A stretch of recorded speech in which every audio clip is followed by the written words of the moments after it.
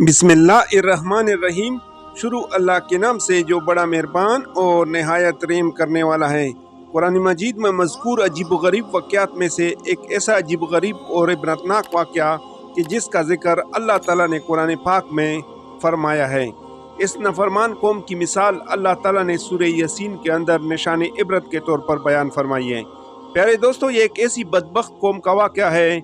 कि जिस कौम को कुरान पाक ने असहाबुल क़रिया के नाम से पुकारा है। आज की इस वीडियो में हम आपको बताएंगे कि असहाबुल क़रिया कौन सी बदबख्त और नाफरमान कौम थी और ये कौम कहाँ पर आबाद थी। ये कौम किस तरह अपनी ईमान से फिर कर अल्लाह ताला की नाफरमान कौम बन गई और अल्लाह ताला के अंबिया कराम अलैहिस्सलाम को जुटलाया और माज़अल्लाह उनको कत्ल करने की धमकियाँ देने लगी।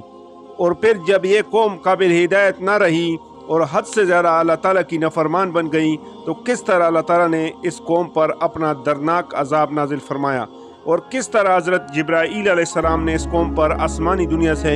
एक ऐसी खौफनाक चीख मारी कि जिसके नतीजे में ये कौम तमाम की तमाम हलाक हो गई और राख का ढेर बन गई। प्यारे दोस्तों, इस ईमान और इबरतनाक वीडियो को सुनने के लिए हमारे इस वीडियो को एंड तक ज़रूर देखेगा। प्यारे दोस्तों, कुरान पाक की तारीख ऐसी कौमों से भरी पड़ी है कि जिन कौमों ने अंबिया कराम अलैहिस्सलाम को जुटलाया और अल्लाह ताला की नाफरमानी की तो अल्लाह ताला ने इन कौमों पर ऐसे ऐसे दर्दनाक अजाब नाजिल फरमाए और इन कौमों को सफ़ाए हस्ती से मिटा दिया। और उन्हीं कौमों का जिक्र अल्लाह ताला ने कुरान पाक में फरमाया ताकि आने वाली कौमें इन कौमों से इबरत हासिल करें। इन्हीं कौमों में से एक कौम जिस पर अल्लाह ताला का अजाब नाजिल किया गया असहाबुल क़रिया भी थी। इस कौम का जिक्र अल्लाह ताला ने कुरान पाक की सूरह यासीन के अंदर फरमाया है। जैसा कि अल्लाह ताला इरशाद फरमाता है, और आप उनके सामने एक बस्ती वालों का किस्सा बयान कीजिए जबकि इस बस्ती की तरफ कई रसूल आए। प्यारे दोस्तों, असहाबुल क़रिया नफरमान कौम मुल्क शाम के करीब अंताकिया नामी बस्ती के अंदर आबाद थी और ये बस्ती आज के तुर्की के करीब आबाद थी। उस कौम का एक बादशाह था जो अल्लाह ताला का नफरमान था और बुत परस्ती और कुफ्र शिर्क में मुब्तला था। और इसी तरह इस बादशाह की कौम भी अल्लाह ताला की नफरमान और बुत परस्ती। इस कौम की हिदायत के लिए अल्लाह ताला ने सबसे पहले बनी इसराइल के अंबिया कराम अलैहिस्सलाम में से 2 अंबिया कराम अलैहिस्सलाम को मबूस फरमाया। जबकि इस बात की तरफ इशारा करते हुए अल्लाह ताला ने कुरान पाक की सूरह यासीन की आयत नंबर 14 में यूं इरशाद फरमाया, और जब हमने उनके पास 2 रसूलों को भेजा एक ही वक्त में दोनों नबियों ने उनको दावत हक दी तो उन लोगों ने पहले इन दोनों को जुटलाया और फिर हमने तीसरे नबी के साथ इन लोगों की तायीद की और फिर इन तीनों अंबिया कराम अलैहिस्सलाम ने अल्लाह ताला का पैगाम पहुंचाया और फरमाया कि हम तुम्हारी तरफ भेजे गए हैं। प्यारे दोस्तों, असहाबुल क़रिया दुनिया की वो वाहिद और बदबख्त कौम थी कि जिस कौम की हिदायत के लिए अल्लाह ताला ने बैक वक्त 3 अंबिया कराम अलैहिस्सलाम को मबूस फरमाया, लेकिन उसके बावजूद उस कौम ने इन तीनों अंबिया कराम अलैहिस्सलाम को जुटलाया और उसी तरह कुफ्र शिर्क में मुब्तला रही और अल्लाह ताला की नफरमानियों पर कायम रही। नाज़रीन, रिवायात के मुताबिक इन तीनों अंबिया कराम अलैहिस्सलाम के नाम यह हैं सादिक, सदूक और शमऊन थे।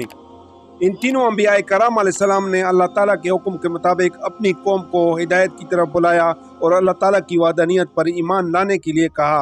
और बुत परस्ती से मना किया। इस तरह जब ये तीनों अंबिया कराम अलैहिस्सलाम ने अपनी कौम को अल्लाह ताला का पैगाम सुनाया तो उस कौम के कुछ बदबख्त लोग इन अंबिया कराम अलैहिस्सलाम को जुटलाते हुए कहने लगे कि तुम तो हमारे जैसे इंसान हो और तुम्हारे पास अल्लाह की तरफ से कोई चीज़ नहीं आई, तुम झूठ बोलते हो। उस वक़्त अंबिया कराम अलैहिस्सलाम ने अपनी कौम से इरशाद फरमाया कि हमारा काम तो तुम लोगों को हिदायत की तरफ बुलाना और अल्लाह ताला का पैगाम पहुँचाना है। हिदायत देना अल्लाह ताला का काम है। अगर तुम अल्लाह की ज़ात पर ईमान ले आओगे और कुफ्र शिर्क और बुत परस्ती से बाहर निकल कर अल्लाह ताला की इबादत करने लगोगे तो पूरे जहान की नेमत हासिल करोगे। और अगर तुम लोग बुत परस्ती और अल्लाह ताला की नफरमानी से बाज ना आए तो पहली कौमों की तरह अल्लाह ताला तुम पर भी अजाब नाजिल फरमाएगा और तुम लोगों को सफ़ाए हस्ती से मिटा देगा। नाज़रीन, इस तरह जब अल्लाह ताला के अंबिया कराम अलैहिस्सलाम ने अपनी कौम को बार बार दावत हक दी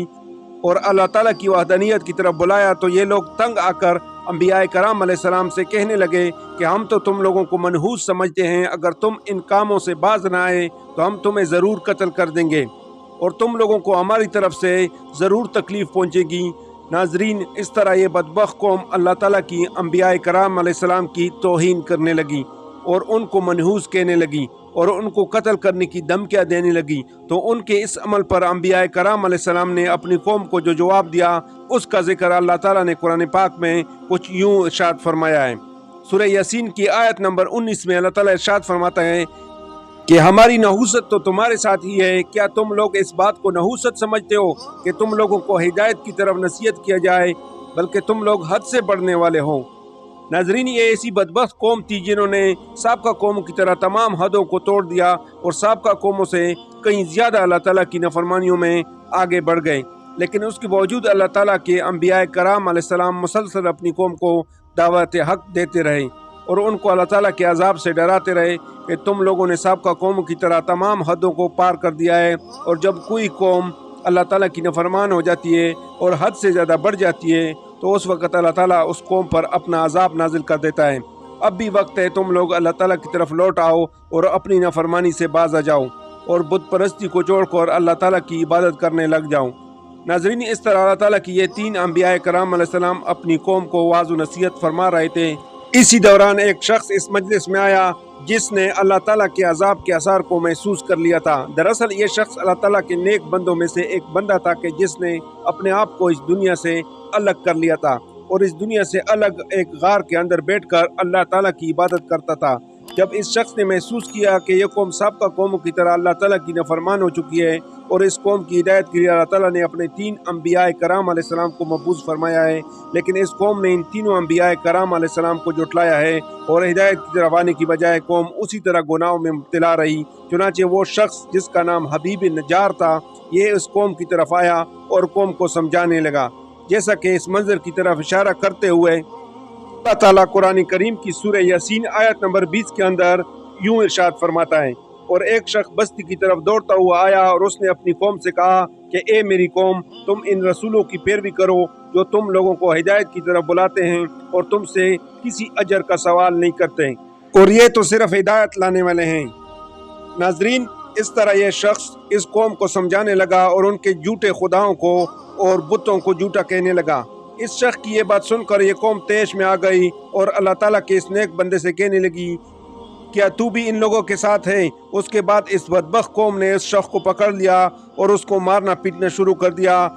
اور یہاں تک کہ اس کو مار مار کے شہید کر دیا۔ حضرت ابن عباس رضی اللہ تعالیٰ عنہ بیان فرماتے ہیں کہ یہ قوم اس شخص کے پیٹ پر چڑھ کر کودنے لگی، یہاں تک کہ اس شخص کی آنتیں باہر آ گئی اور بالآخر اس قوم نے اس کو شہید کر دیا۔ ناظرین، دوسری روایت میں آتا ہے کہ یہ شخص ادھر شہید ہوا اور ادھر اللہ تعالیٰ نے فوراً اس شخص کو جنت کے اندر داخل کر دیا، جیسا کہ اس منظر کی طرف اشارہ کرتے ہوئے اللہ تعالیٰ قرآن پاک کی سورہ یاسین کی آیت نمبر 26 میں کچھ یوں ارشاد فرماتا ہے، اور اللہ تعالیٰ نے ارشاد فرمایا کہ جا جنت میں داخل ہو جا۔ اس طرح اللہ تعالیٰ نے اس شخص کو فوراً ہی جنت کے اندر داخل کر دیا، اور جیسے ہی یہ شخص جنت میں داخل ہوا تو کہنے لگا کہ کاش میری قوم کو بھی اس بات کا علم ہو جاتا اور وہ بھی اللہ تعالیٰ کی وحدانیت پر ایمان لے آتے اور وہ بھی جنت میں داخل ہو جاتے، اور میرے پروردگار نے مجھے بخش دیا اور مجھے عزت کے ساتھ نوازا۔ پیارے ناظرین، اس طرح جب اس قوم نے اللہ تعالیٰ کے اس ولی کو قتل کیا اور اپنی نافرمانیوں سے باز نہ آئے اور اسی طرح کفر و شرک اور بت پرستی کے اندر مبتلا رہے، تو اس وقت اللہ تعالیٰ نے اس قوم پر اپنا دردناک عذاب نازل فرمایا۔ اللہ تعالیٰ نے حضرت جبرائیل علیہ السلام کو حکم فرمایا تو حضرت جبرائیل علیہ السلام نے ایک ایسی دردناک چیخ ماری جس کے نتیجے میں یہ سب کے سب لوگ ایک دم سے ہلاک ہو گئے اور ایک دم سب کے سب راکھ کے ڈھیر بن گئے، اور اسی طرح اللہ تعالیٰ نے اس نافرمان قوم کو ہلاک اور برباد کر دیا اور اس کے نام و نشان کو صفحہ ہستی سے مٹا دیا۔ پیارے ناظرین، اس واقعے سے 6 باتیں معلوم ہوئی۔ نمبر 1، اللہ تعالیٰ اپنے مقرب بندوں کی دوسری مقرب بندوں کے ذریعے مدد فرماتا ہے اور انہیں تقویت پہنچاتا ہے۔ نمبر 2، دین کی دعوت دینے کے دوران سننے والے کی طرف جاہلانہ سلوک ہو تو اس پر صبر کرنا، عفو درگزر سے کام لینا اور حلم اور بردباری کا مظاہرہ کرنا انبیاء کرام علیہ السلام کی سنت ہے۔ نمبر 3، انبیاء کرام علیہ السلام کو اپنے جیسا بشر کہنا ہمیشہ سے کفار کا طریقہ رہا ہے۔ نمبر 4، اللہ تعالیٰ کے نیک اور مقرب بندوں کو منحوس سمجھنا اور انہیں تکلیف پہنچانے کی دھمکیاں دینا کافروں کا طریقہ ہے۔ نمبر 5، اصل نحوست کفر اور گناہ کی صورت میں ہوتی ہے۔ نمبر 6، اللہ تعالیٰ کے نیک بندے اپنی زندگی میں اور وفات کے بعد بھی مخلوق کی خیرخواہی کرتے رہتے ہیں۔ جزاک اللہ۔ اللہ تعالیٰ عمل کی توفیق عطا فرمائے اور اللہ تعالیٰ ہم سب کا حامی و ناصر ہو۔ اللہ حافظ۔